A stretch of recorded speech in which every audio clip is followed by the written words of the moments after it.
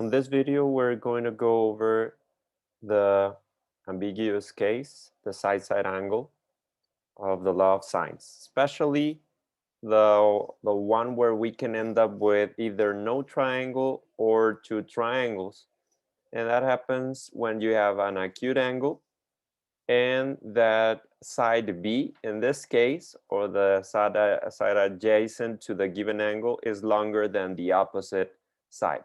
That would be the case for, let's say, this example right here and that one right there. So we're going to go over those two main things. The other ones are more evident, but in this case, we do have to make some calculations. So let's get started by first using what we know about right triangles in order to sketch this triangle first and find if the opposite side is enough to close the triangle.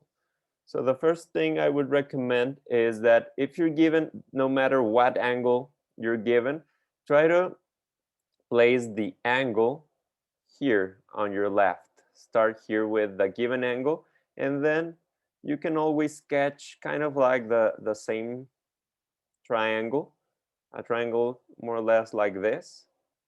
And always, no matter if it is B or C, always start with the given angle here. In this case, 42. And then the side opposite to that angle, A, that's 70. And the other side that ends up being adjacent to the given angle, always think of that side as being up there. No matter what variable you're given, always place it there, so that would make this angle B, angle C, and side C. So always try to use that configuration, even if you're given angle C and A, doesn't matter. Always start with the angle on the left, find the opposite, and then the adjacent. Let's have it here. You're gonna see why in a moment. So if you have the angle and the triangle in this form, the first thing that we're gonna do is we're gonna find the height of this triangle. This is the height of the triangle. And we're gonna see if we were given enough length on this side to close the triangle. So we need at least this side to be as long as the height to close the triangle. If you have less than the height, it means that no triangle can be formed at all.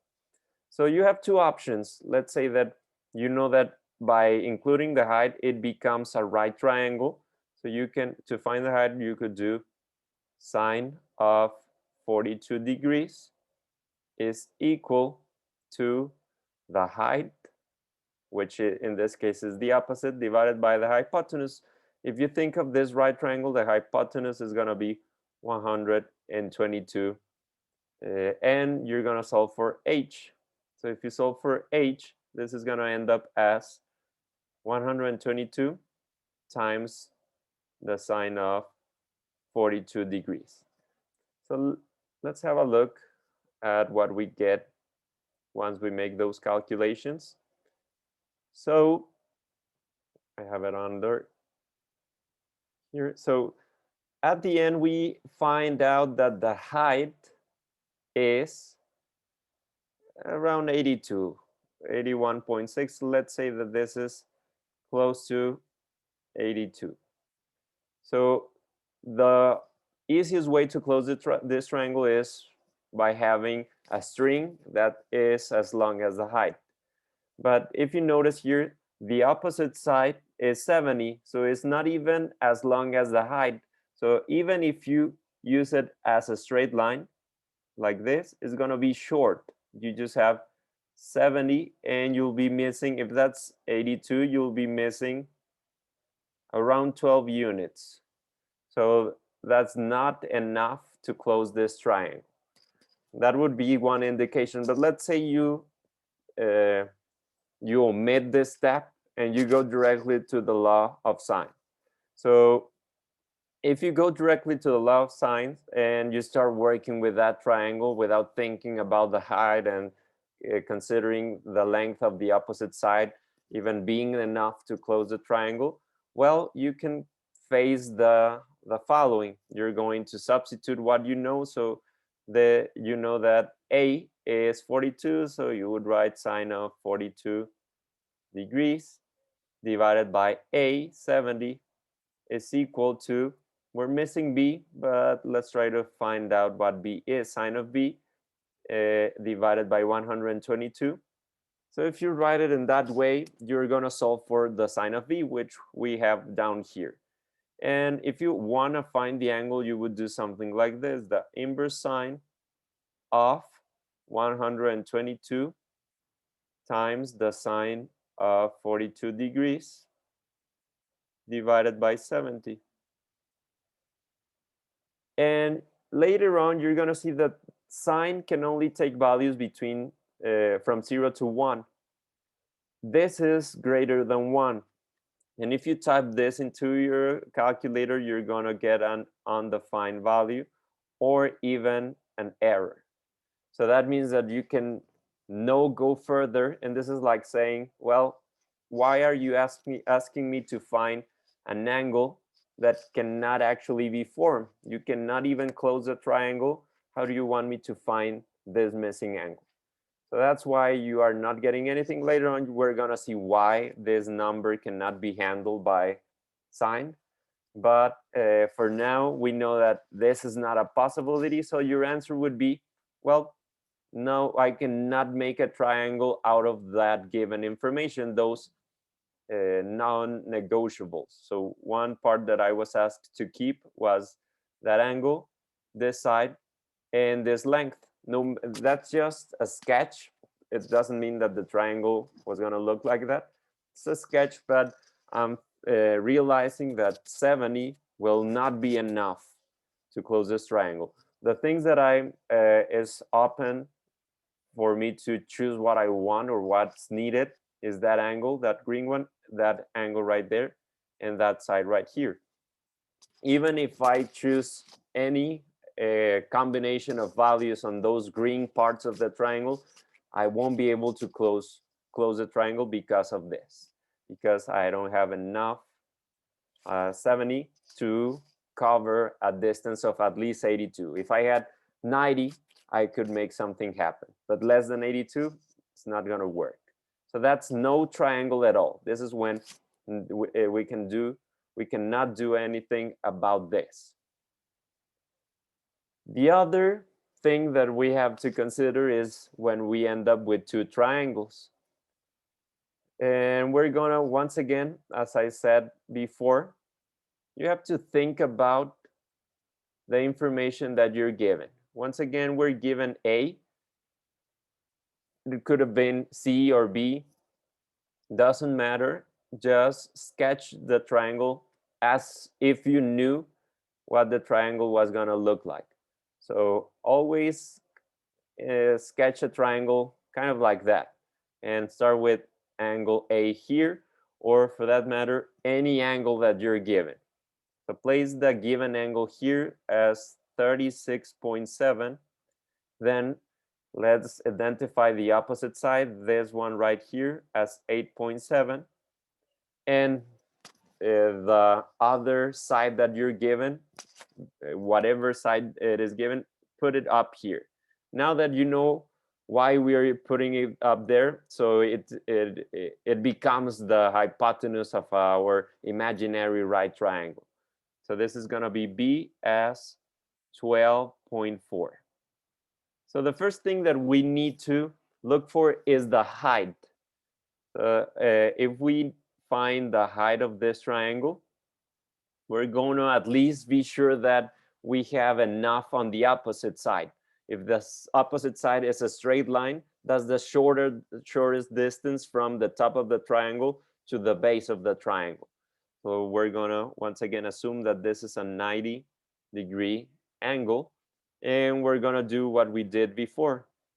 Let's find the height. Sine of 36.7 degrees is equal to the opposite, known as the height, divided by the hypotenuse, 12.4, which is not the hypotenuse of the whole triangle, but this part of the triangle that we're focusing on right now. So the height is going to be equal to 12.4 times the sine of 36.7 degrees.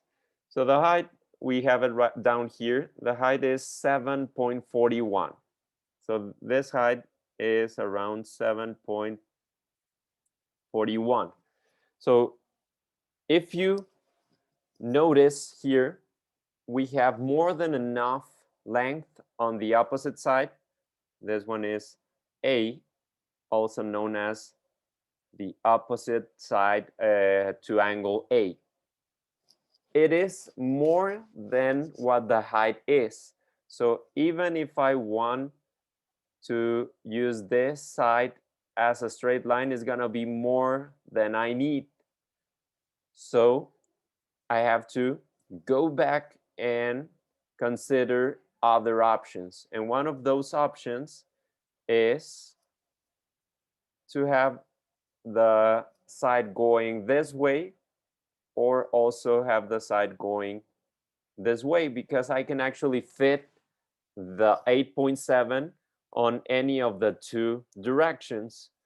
And I'm gonna have the non-negotiables there. So I'm gonna highlight in red the things that must be a certain length. So this side has to be 12.4. This angle needs to be 36.7, and this side needs to be 8.7, but it's not asking me to put it in a certain way. And I can do whatever I want with the other parts of the triangle. So this angle right here, this angle, or for that matter, any angle that can be formed between those lines, and this side right here. So that means that I can stop here, or I can stop all the way here. It's up to me. They're giving me no restrictions on the green parts of the triangle. That's up to me. So that's why I can work with two different options. I can go this way or that way. And if you notice, both triangles use the non-negotiables. I keep an angle A of 36.7, a side B of 12.4, and a side A of 8.7. So that's the height, but it actually means that this side over here is 8.7 as well. Both are the same side placed in different positions, because if I do it in a straight line, I will be out of bounds. So I would be out there, so I have to push it to the left or to the right. So knowing that, we have a triangle that looks like this. That's having both options. So we're gonna focus on the first triangle, the big one. I'm gonna highlight that triangle. And that triangle is this whole thing. So you go like this, and this. So for now, we're gonna forget about everything about the other triangle, and we're gonna look for this angle, and this side. So those are the things that we're missing out of that triangle. And remember, as long as we keep the things that we were given to us at the beginning, it doesn't matter what I do. So I'm gonna start writing the law of sines. So sine of A divided by A, sine of B divided by B, and sine of C divided by C. Let's throw in everything that we have. So this side is B, this side is A. We're missing side C, and we're missing angle B and angle C. So that's our first triangle. Let's substitute everything. So sine of A, sine of 36.7 degrees divided by 8.7. That must be equal to sine of B, divided by B, 12.4. So I think we can manage to find B. And B is going to be equal to the inverse sine of 12.4 multiplied by the sine of 36.7 degrees divided by 8.7. Once we find this, that's going to be our B. So I have that on the next slide. So it looks like it is 58.4. So let's write it down as 58.4 degrees. So that means that C is going to come from the two given angles. So if we have 1, 2 angles, it means that the third one is pretty much automatic because just do 180. So C is going to come from doing 180 minus the two angles that we already know, 36.7 degrees and 58.4 degrees. So if you notice over here, we know that it is 84.9. So let's write it down over here as 84.9 degrees. Now it's just a matter of finding C. On that exterior triangle, we have everything but C. So C divided by the sine of 84.9 degrees is equal. Always try to use the information that you were given at the beginning. So I'm going to use 8.7 A divided by the sine of A, sine of 36.7. I'm using this angle and the side opposite to that angle. So if you solve for C, well, just to be clear, this is angle, and this is side C.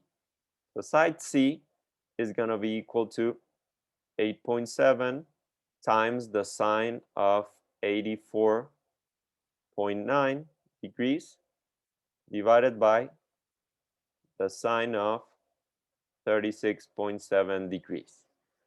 So if you type that on your calculator, you'll find out that it is 14.5. Not exactly, but we get an idea that it's something close to 14.5. So we have completed one of the triangles. This is 14.5. So I'm going to save this information, but especially this angle right here. So I'm going to erase everything else because we have 1 out of 2 triangles. So let's forget about all of that for a moment. And let's try to figure the second triangle out. So that was our first triangle. But we know that a second one can be formed. And I'm keeping that angle because if you are working with an isosceles triangle, meaning that you have two sides the same length, so this is side and this is side, whenever that happens, the angles adjacent to those two sides, angle and angle, are going to be the same size. So if you notice, you kind of have the same structure here. You have this side equals that side. It doesn't mean that we're going to use that triangle, but it is like a stepping stone. We need this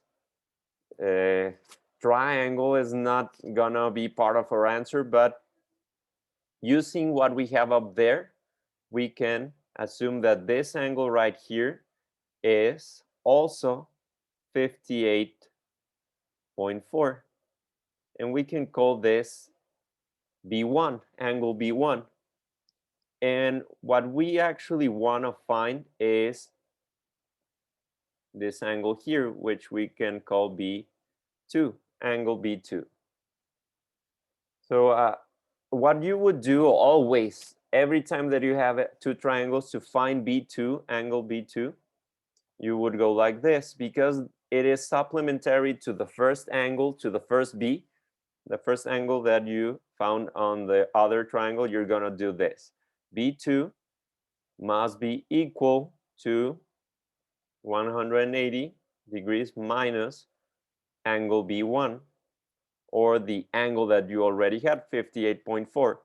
So this is gonna end up as 180 minus 58.4 degrees. So let's find out what that angle is going to be. 180 minus 58.4. It looks like we're going to end up with 121.6. 121.6 degrees. So that was just a stepping stone in order to have a triangle, which I'm about to highlight using red.